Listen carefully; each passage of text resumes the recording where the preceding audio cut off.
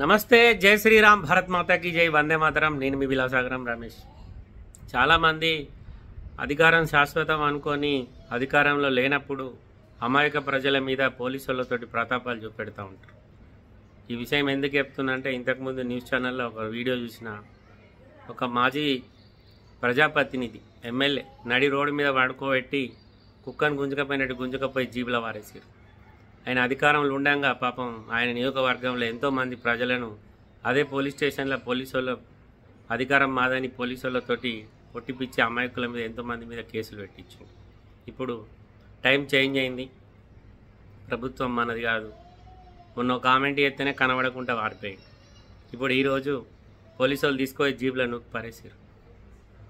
అధికారం శాశ్వతం కాదు సార్, ప్రజలతోటి ఉండాల్సిన రిలేషన్ మంచిగా ఉండాలి.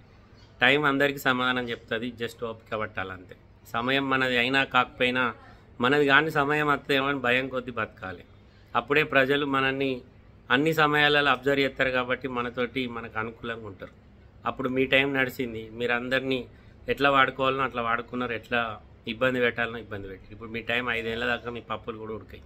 ఇప్పుడు మీరు ఏం చెప్పినా మిమ్మల్ని పట్టించుకునే నాదుడు ఉంటాడు. అందుకే దేనికైనా కర్మ ఫలితం అనుభవించాల్సింది.